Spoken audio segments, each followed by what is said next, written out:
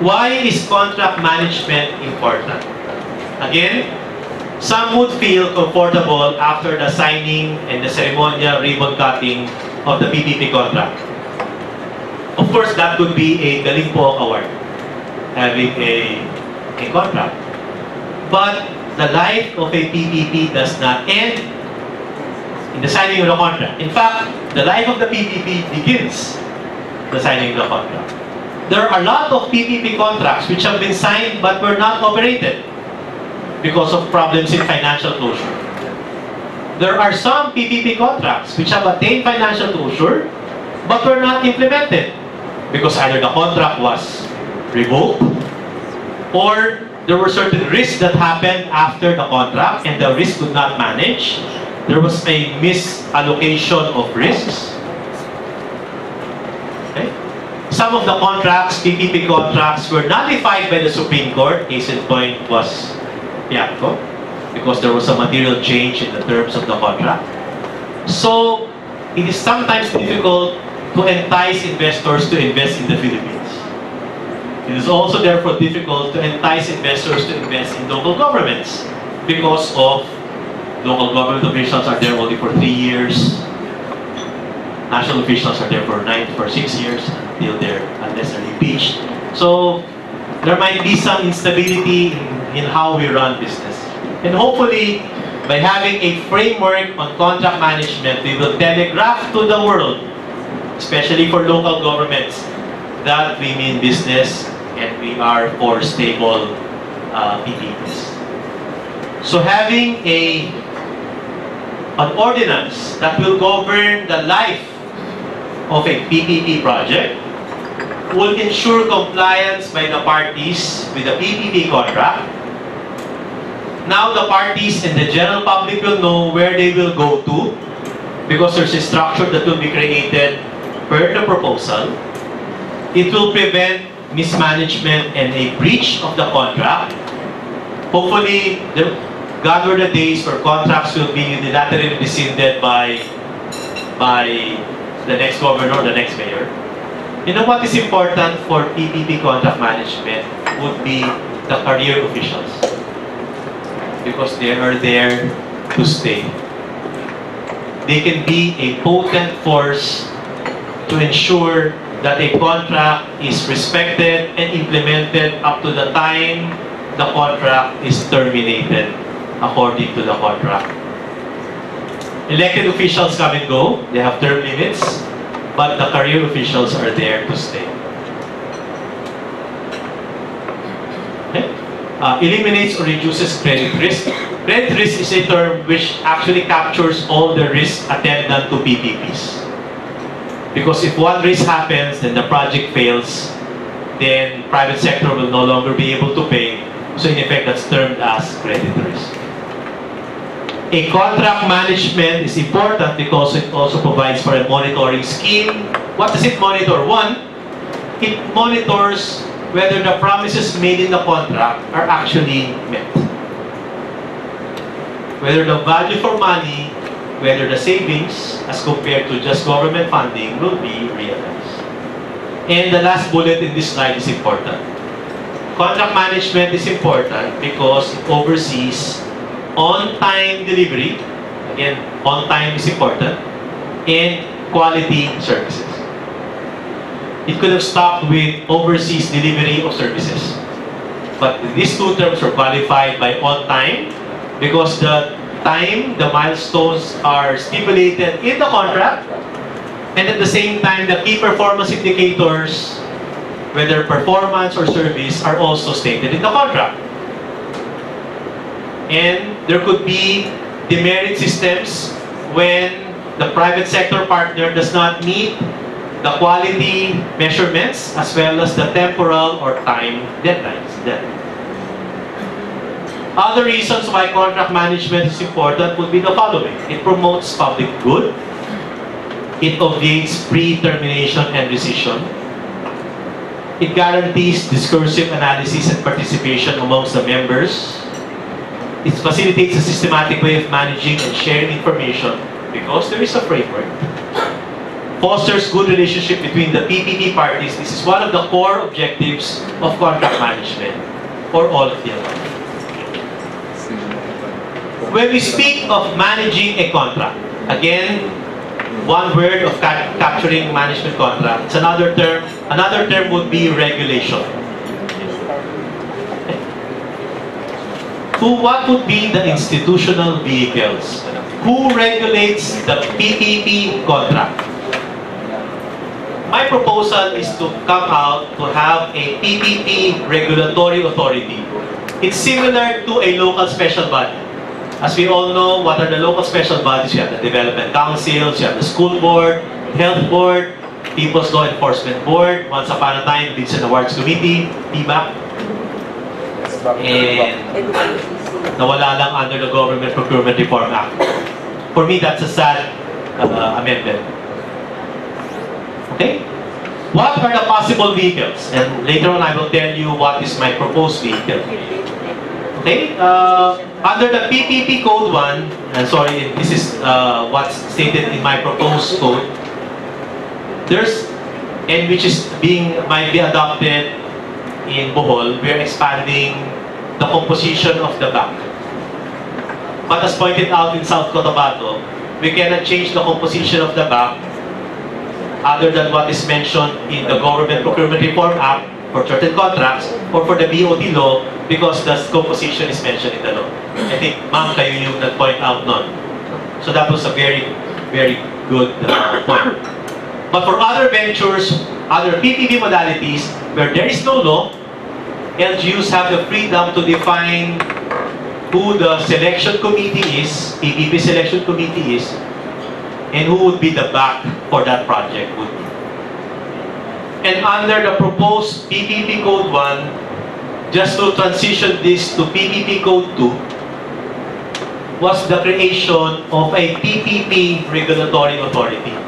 The PPP-RA will be the one who will manage the contract, like a local special body. And however, well, PPP Code 1 was an output of mine early this year. And obviously, PPP Code 2 was just 2 days ago. What I did in my proposed PPP Code 2 was to expand the composition of the PPP Regulatory Authority. For those of you who saw my earlier draft of my PPP Code 2, civil society was not represented. Again, I pay homage to the Ateneo School of Government because of our readings on leadership in the public sector, social accountability. This was emphasized. Therefore, in my proposed code, again, this is Al-Agra's proposal, 7 of the 7 members of the PPP-RA, 2 will come from the civil society. And John, I don't know if you recall during our workshop, Right Shop in Bohol, one of the members of the board pointed that out. One of the board members suggested that civil society should be respected. Again, Bohol is famous for people's participation. So under the proposed code, there's a PPP regulatory authority, like a local special body, because the private sector, civil society sector is represented. Second, for each project, there will be a manual committee that will propose the contract management manual per project, because each project is unique. There could be some overlaps, but each project is unique because the KPIs are different, the deliverables are different. And under the proposed code, a contract manager and a contract management team should be created. In effect, this is the TWG, or the Technical Working Group. And under the proposed code, the contract manager can be an employee of the local government or could be a third party. But if it's a third party individual, then no need to go through bidding. If it's an entity, there might have to go through bidding. So there are certain issues if a third party is employed. Or it could be a mix. In the management team, there could be local officials, there could be national officials, there could be third parties who are private officials. Again, these are options available to everyone. Again, there must be a responsible agency within the local government unit that will manage the contract, that will regulate the contract. And who would be the regulatory authority? Who would be the RA, PPP RA? Actually, it can be one person. It can be the governor. It can be the mayor. That's an option. There's nothing illegal if the mayor or governor decides to be that person. There's nothing illegal if the Sanggunian delegates that power to one person. Okay? But the question is that the idea? Therefore, another proposal is to have a collegial body, meaning a group of 5, wherein, or a group of 7, maganda yung odd number, who will have 1 vote each. And if it's a collegial body, is it a permanent entity? Second, is it something ad hoc? Or is the PPPRA refers just to one project? And you create another body for another project. Again, these are options. Before I go to the next slide, my proposal is it's a collegial body and it is permanent. You can have different contract managers per contract, but the one who oversees all contracts will just be one entity, which is the PPP Regulatory Authority, which is a collegial body. Is that regulatory authority independent or independent of the LGU? Obviously, if it's composed of local officials, there will be some dependence. If it's the regulatory authority, cannot be purely private, because again, the distinction between governmental and private, a governmental function cannot be delegated to a private entity. Okay, so what can be delegated may be the contract manager, because the contract manager is just an employee or a consultant who recommends to the regulatory authority. Composition, if it's a collegial body, who would be the chair? In my proposal, it is the governor or mayor. If it's a collegial body, it can be purely composed of government. Walang private sector. The third option, it will be a mix of government and civil society. Question is, who would be the majority? I believe, baka in this case, majority should be government. Therefore, in my proposal, my suggestion is for it to be collegial, for it to be chaired by the local chief executive, and for the civil society to be represented in the regulatory authority. And this is my proposed composition.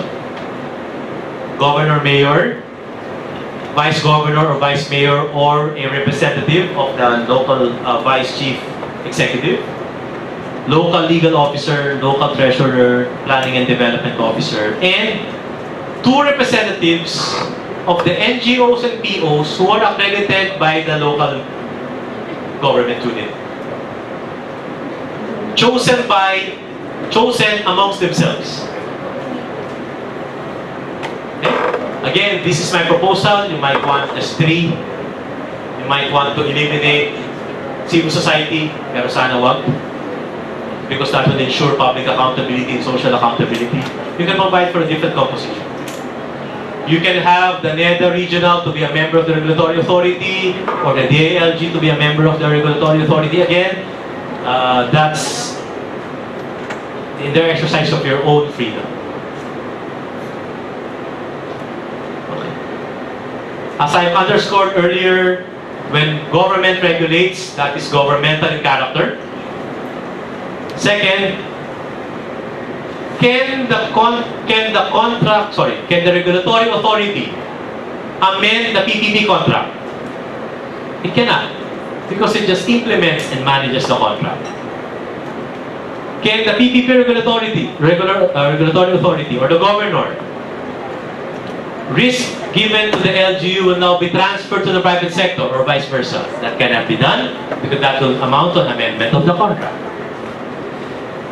And and this is the perception with regards to MWSS. Every time there's going to be a rate increase, and we will have another round of rate increase early next year in the whole of Metro Manila because of the rate rebasing process and the fact that the funding of the regulatory office of MWSS is solely funded by the two concessionaires. The perception is there is regulatory capture. Meaning, the regulatory office or government is beholden to, subservient to the private sector because of the funding. Remember the three evils of good governance: corruption, clientism, and capture. And contract management must provide for clarity of roles, transparency mechanisms, social accountability, and in one of the sections, continuing education. What are the components then of a contract management framework? These are the contents, and I will explain each of these. But let me just enumerate. 1, contract management proper. 2nd, performance of service delivery management. Contract administration, tariff setting, project close-out procedures, and post-contract review. Let me just go through each. Again, in the proposed code and in the annotated version of the proposed code, all of this will be explained. But let me just walk you through each of the critical components of a contract management. 1, what is the meaning of partnership management? Why is there a need for partnership management? 1, partnership management ensures the accountability and it manages the relationship between the two persons. It manages the partnership. It manages the relationship between the LGU and the private sector. And part of this is trust. Earlier, I underscored this. Trust between the parties and trust between the parties and the general public. So that is the essence of partnership management. And there are 3 components to this component. 1, corporate governance. When we talk about corporate governance, we talk about structures. We talk about responsibilities of the structure and the people within the structure. We talk about roles. We talk about systems. That is corporate governance. Second component is communication and information sharing between the parties. That is part of, when there's no communication, problems will arise. So this subcomponent ensures ongoing communication to maintain trust between the private and the public sector. And lastly, when there is a dispute, there will always be a dispute. What would be the procedure? For this particular level, you can only stay at this level for 10 days. It cannot be resolved at this level, then you go to this level, that will take 20 days. Again, the framework defines the steps. The framework defines what type of disputes. The framework says if this is the dispute, you go to court. We cannot resolve it. So there are timelines. Again, partnership management. It's in section 14 of the proposed PPP code. As explained in the annotation, it's about managing the relationship. The other aspect of contract management would be to ensure that the promises, the obligations, the responsibilities of each party are met. If I'm supposed to deliver, to turn over the municipal building after 2 years, that is the performance requirement. If I were to provide 5 classrooms with adequate power supply, that will be the measurement to determine whether there's a breach of contract or whether I comply with the contract. Okay? So this aspect ensures the delivery, on-time delivery of quality services. Where do we find the delivery dates?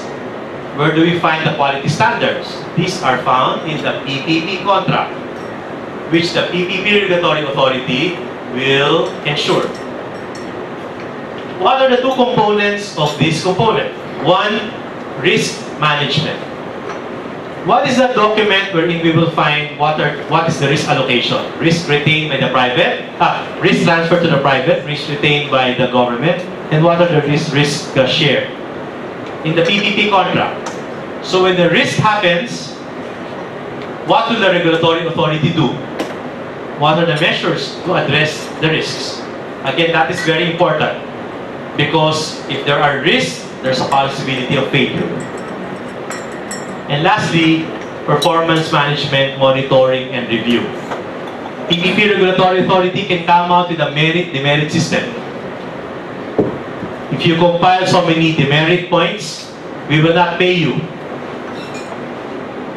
Again, but that will be dependent also on the PPP contract.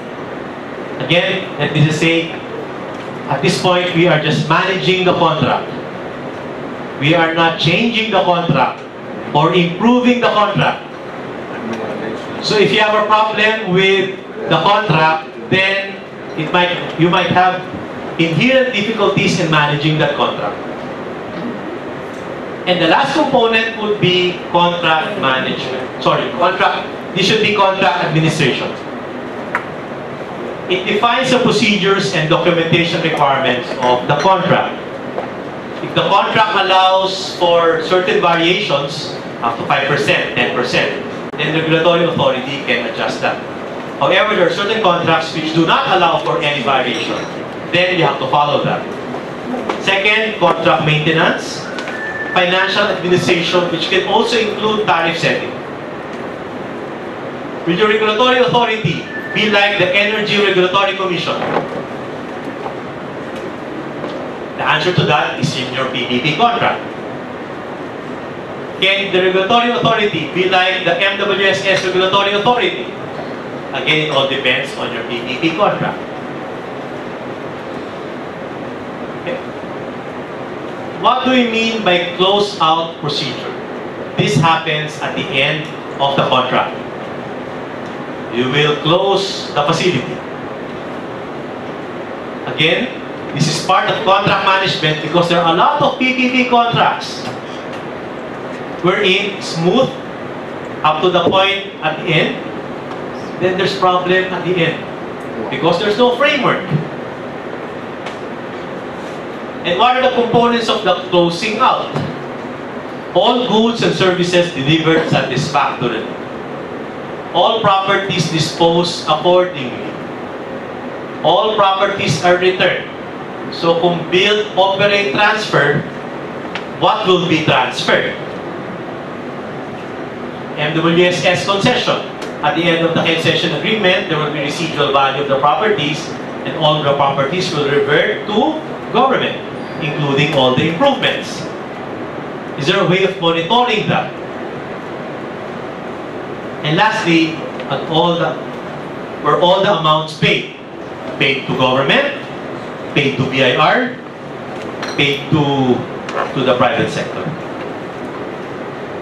And the framework also provides for this last component, which is post-contract review.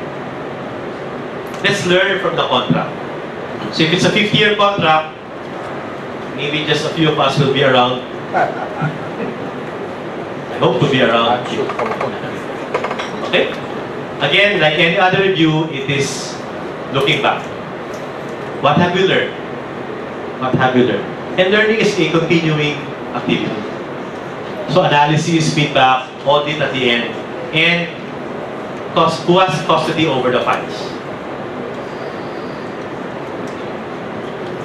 I have a proposed template for a contract management manual, which you will all get a copy. And this template, it's a fill in the blank template with explanation which captures all of these. One, obviously I've described the project. Summary of the contract terms. So far as governance is concerned, who would be the responsible officers. Details of the post-award conference. Because after the award, what we are suggesting, what I'm suggesting is after you sign the award, the PPP Regulatory Authority convenes and calls a post-award conference to call other local officials, open the discussion with the civil society, and call the private sector to have a post-award. What do we do next? Now we have signed, what do we do next? And the key performance indicators as well as the 6 components. 6 components would be the contract management, close out, etc.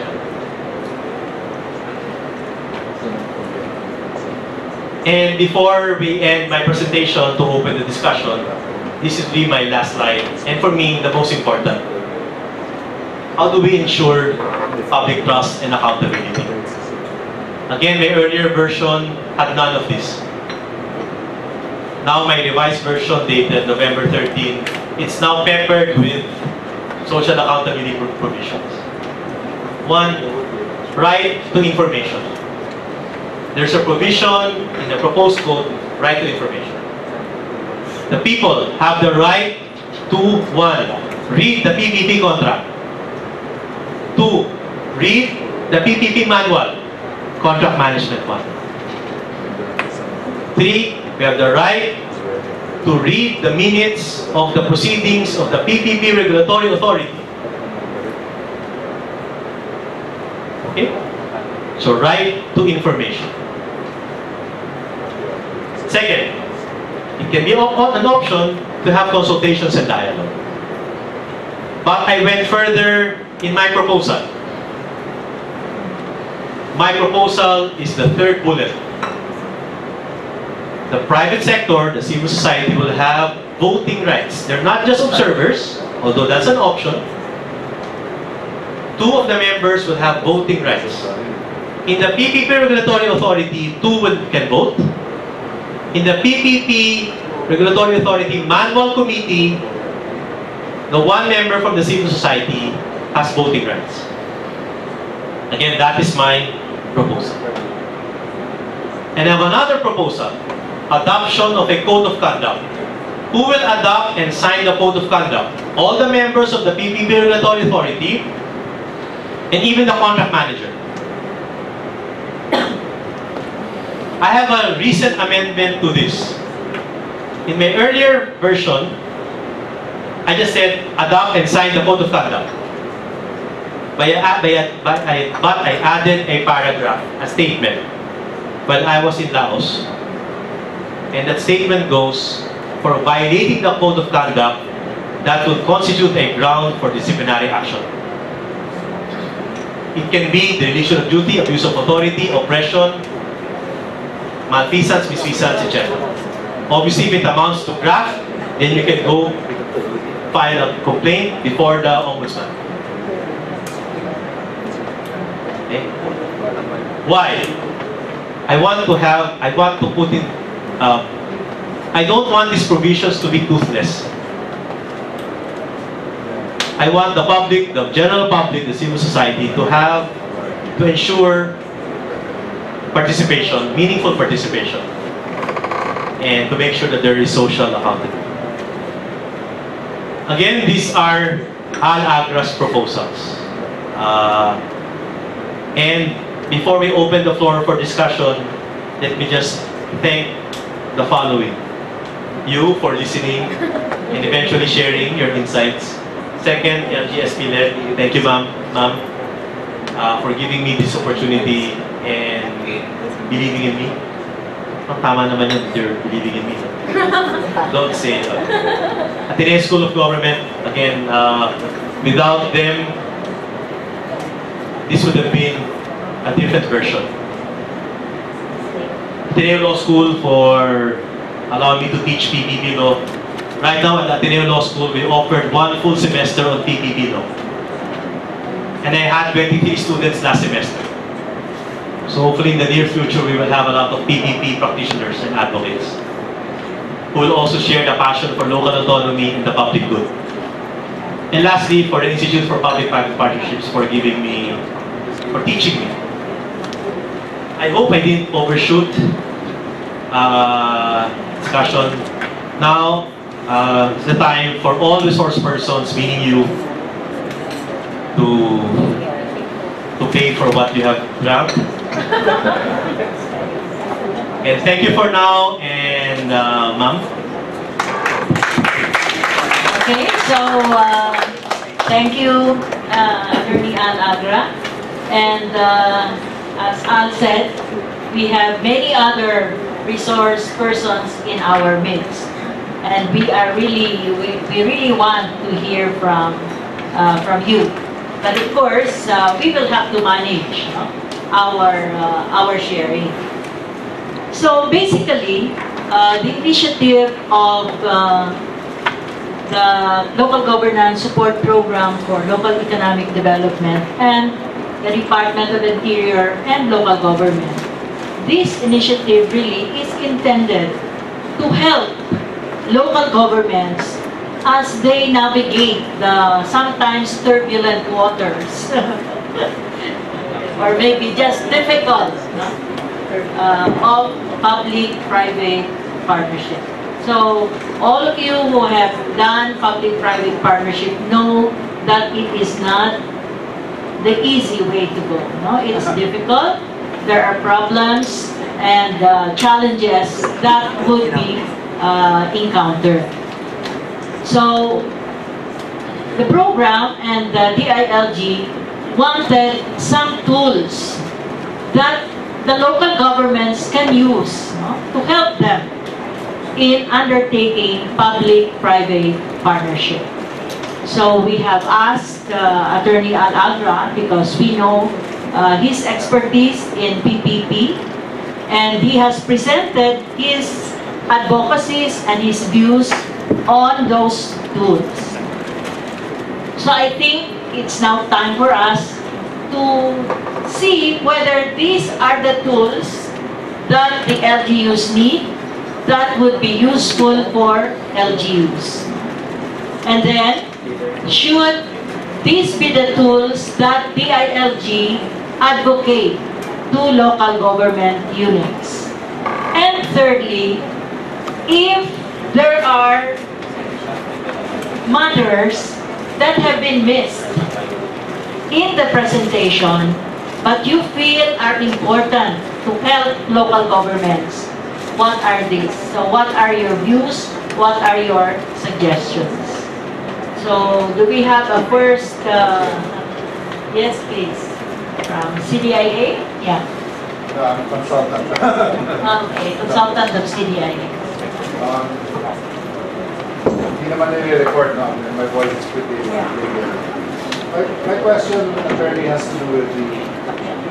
Kailangan pa ba yung... Do we still need to bring under the new proposal? The contract usually has to be brought... Sir, can we use the mic para lang? Thank you.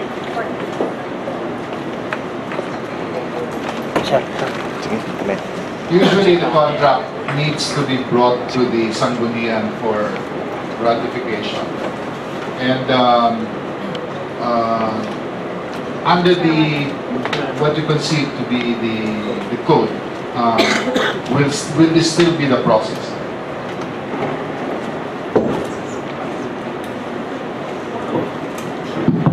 Like any other code or ordinance, it cannot be a code or ordinance without the Sanggunian. In fact, it emanates from the Sanggunian.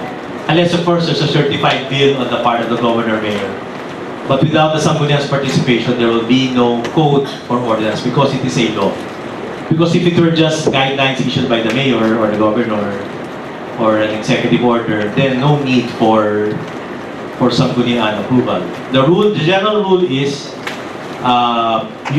actually two things yung role, sir, of the Sanggunian. One, in enacting the code, and two, in approving the contract of the PPP. The individual contract. The individual contract, right. Because all contracts, there must be prior authorization, However, by way of exception, which has been recognized by the Supreme Court, there could be express or implied ratification. But my sense is, hopefully, you start the process together, meaning the Sanggunian, and that's ideal at the start rather than signing the contract then just having the council ratify. Because at the time you already signed the contract, na the Sanggunian might say, we're just doing a rubber stamp. Can the mayor now amend the contract? It has already been signed. If the Sanggunian will amend, then you will have a problem with the private sector.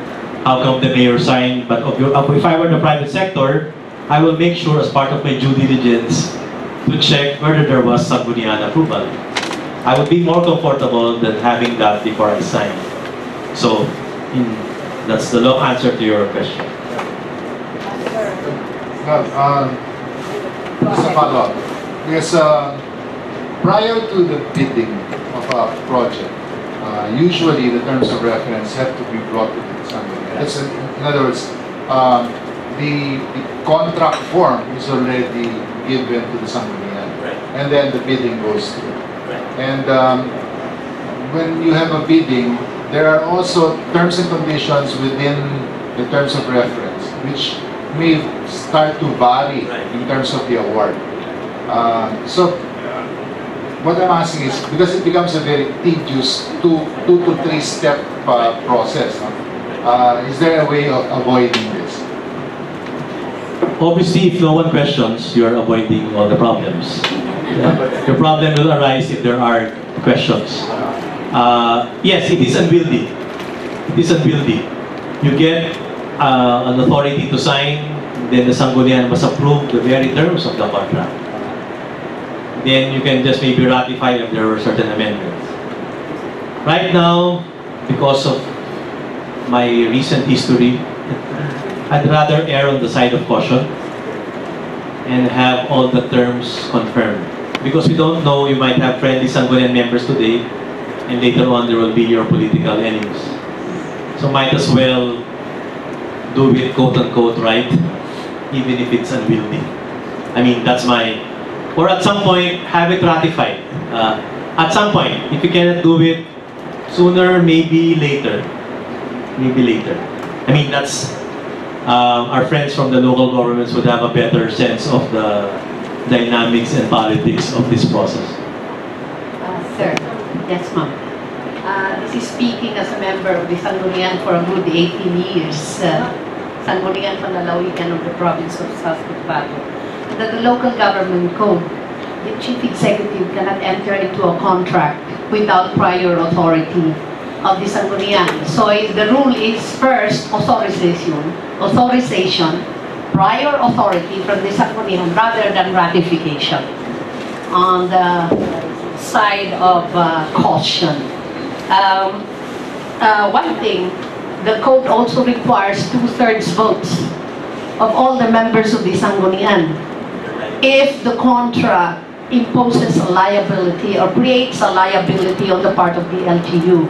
So in terms of gauging what is the purpose of the PPP, it would be, I think, investment management contract, managed probably from private sector, management from the government sector. In any way, it would create a liability against the LGU.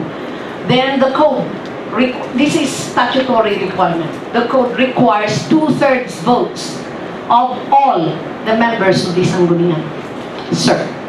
Let me just underscore that, because during our workshop, Right Shop in South Cotabato, that was mentioned by the Honorable Board Member. And in the revised draft which I have sent to the Governor, that was an amendment to the draft. So, so all those comments actually were being inputted in the revised drafts. We had a lot of amendments also in the case of Bohol, and kaya this kind of discussion is really welcome. And thank you, ma'am, for pointing that out. And if may I continue with with the indulgence of political considerations here, which in my experience as a member of the Sangguniang is really very important. There are considerations that have to be factored, especially by the private sector when it enters into a PPP contract. Political considerations, shift of partisanship in legislation. That's a reality.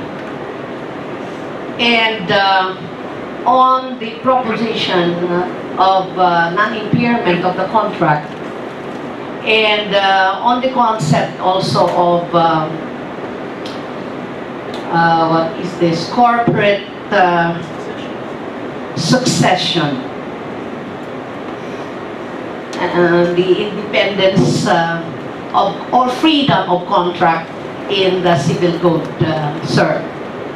That the parties to a contract are free to enter into a contract under such terms, clauses, conditions, provided they are not contrary to law, public morals, public policy. Now, whose public policy?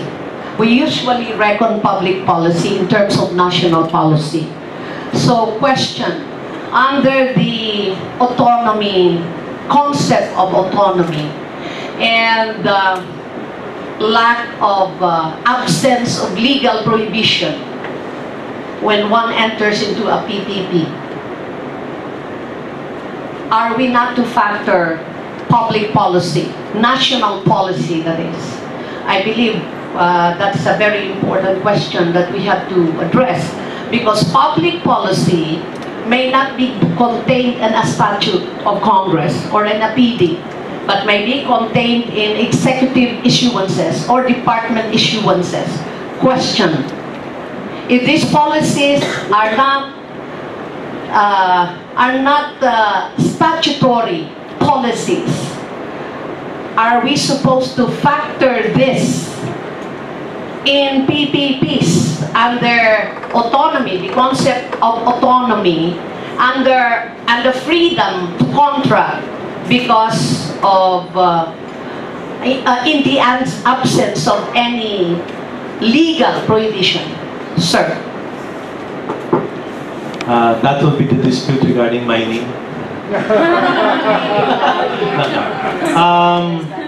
There are two types of policies that can come from national government. One, creation of rights, having more freedoms, allowing activities, and two, prohibiting activities. So one is positive, the other one is negative. For me, if it confers positive rights,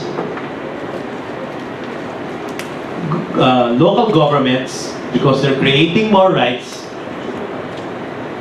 may follow these policies. However, if national government, absent a law, prohibits certain rights, when there's no prohibition found in the law, I think that would be a different matter. Such in the case of imposing a 5,000 cap on judges when there's no limitation. In effect, it's a negative right. So that's how I will distinguish it. Between positive, creating, and negative, taking away. I mean, that's my take. Unfortunately, we have no such clear, categorical, unequivocal pronouncement from the courts. At some point, all these disputes will be raised there. And when the Supreme Court changes its composition, they will also change their policy. So there's some inherent difficulties in terms of stability. Okay, thank you. The gentleman, please introduce yourself. Ron Mendoza, AIF Policy Center. Thank you, Attorney Al. I'm humbled by the number of lawyers in the room.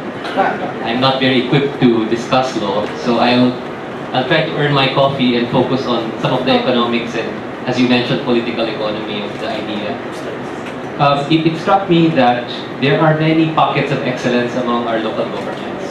Right? But if you envision this to be a voluntary sort of code adopted by different local governments, won't this create a signaling effect that some local governments are ready to undertake PPPs and other local governments are not exactly ready? And what are the chances of these local governments from also undertaking PPPs and not enacting this code? So I guess my naive question is, maybe that was what you intended, that maybe you would need to set up a code 1 and a code 2 so that you don't deliver a negative signaling effect, and in effect step up and provide the platform for a better managed PPP contracts. Now, if that is the case, then it begs the question of inclusive growth, right? And many of our local governments, again, pockets of excellence, ready to compete. According to our city's competitiveness ranking, actually many of them have taken the steps to up their game. However, there are many others that are not even in the ranking. They don't want to be ranked. This is a frank observation on my part, because it will show their weakness vis-a-vis the stronger local governments. So it just struck me that maybe there's an argument to be inclusive about the adoption of these kinds of standards, right? And compel local governments to slowly move towards the better management of PPPs, so that not a group is left behind and then some others zoom ahead. So I guess that's my first comment. My second comment has to do with this notion of subsidiarity, which it occurred to me that this is a term used also very liberally among us economists, and of course when the lawyers use it, we're also very interested in how you interpret it. Regulation usually is not, as far as I understand, and maybe this is a naive view, is not devolved to the lowest levels of government. There are certain aspects of regulation where it is beneficial to actually keep it at a relatively upper level, right? I'll give the point that if you had experts like yourself, Attorney Al, and we could benefit obviously from you weighing in on the city of Bohol, or the city of Davao, or the province of Pangasinan. But if they don't have Attorney Al's there, how are they going to deal with the regulatory challenges? They'll need to build up, it's an arms race of lawyers, they'll need really credible people. Of course, it's good for Ateneo School of Government to produce a lot of Attorney Al's, but in the interim, I think we're dealing with a small group of experts. I'm talking from the point of view of national PPP policy, and I can already tell from discussions with Phil and others that we are struggling to build up our capabilities and capacities in this area. And if we want to scale up, we need a lot of the types of skills that will engage in this area. Now, if you sort of devolve that to the many local government units, I'm just wondering how that particular aspect will pan out. Thank you so much. I apologize in advance if I have to step out before the time, but thanks for inviting me. Okay, so that was the question that is posed before us. And Attorney Al said, if there are others who wish to respond to it, we would like to, yes.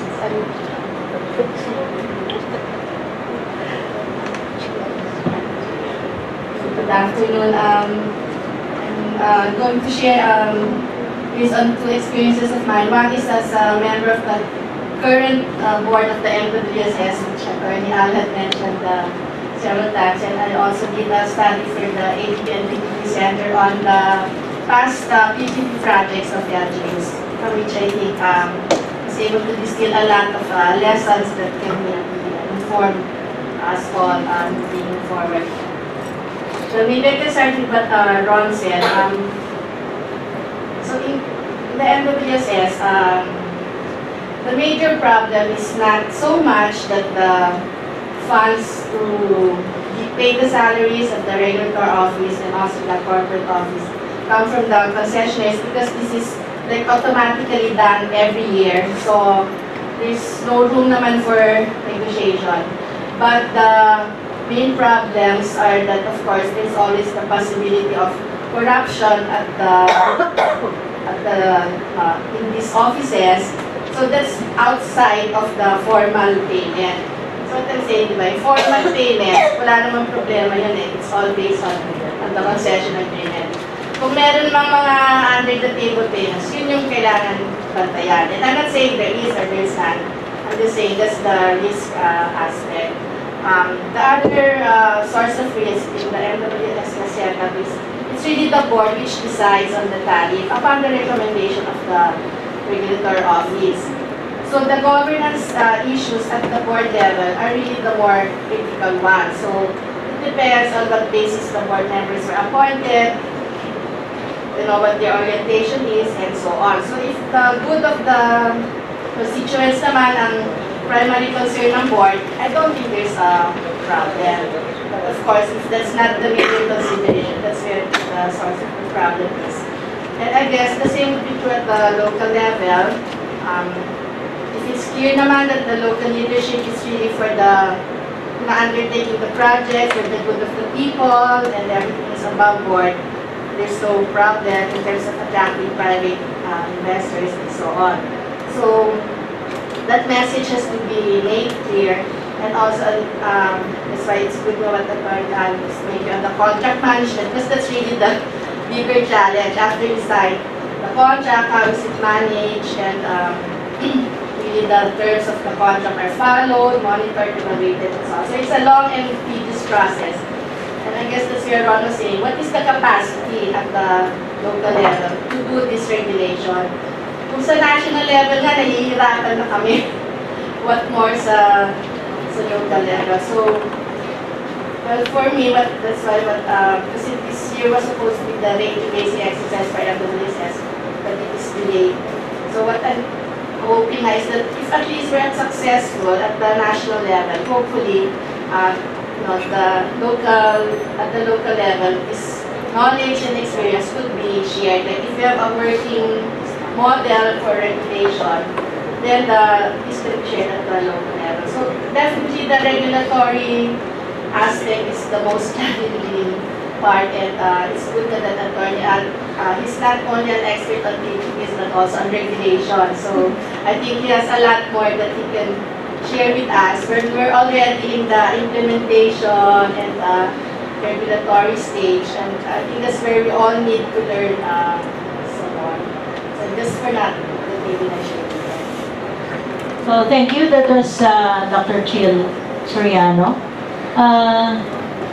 Yes, would you like to respond likewise, or it's different? So we will finish this point first, no? And on the point raised by Ron, okay.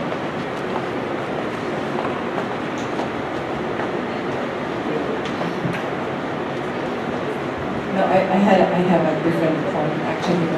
That's why So can we finish So I would like to ask John, because I know that John, coming from Bohol, has some experience, no, in this area. So let's listen to John Vista. Thank you, attorneys.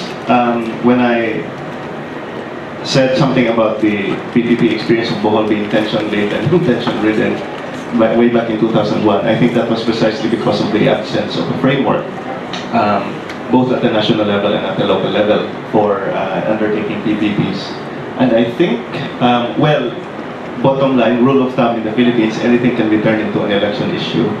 And it's very easy to put doubt into the minds of people, but those things aside, I think the process might have been facilitated if there had been a PPP code to begin with for the province of Bohol, a framework within which to operate the whole process of selecting the winning bidder, etc. And I think that might have helped it, but maybe that was too early. That was the process started in 1998, was completed in 2001. So I think back then that we might not have anything much to go on. But I'm really, as speaking for an LGU, I think this is something truly beneficial. As far as a national policy is concerned, I think this is precisely the reason why the PPP code for LGUs is being promoted, because there is no national policy yet to speak of. If there is something that's to that effect that's passed, well and good.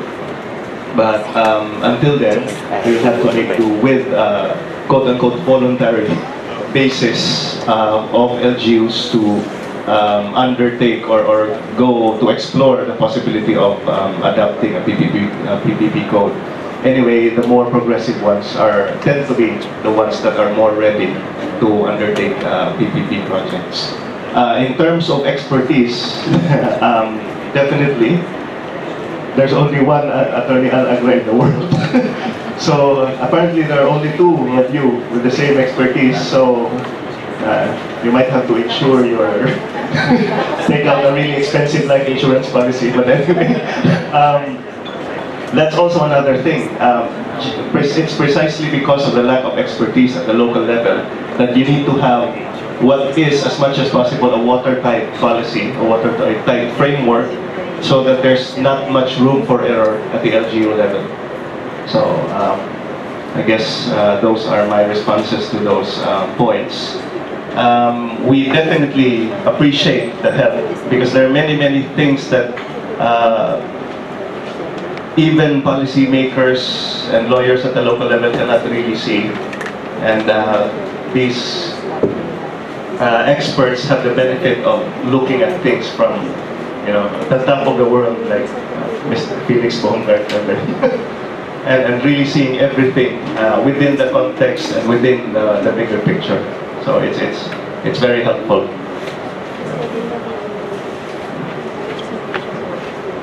I think Attorney Cyril there would like to.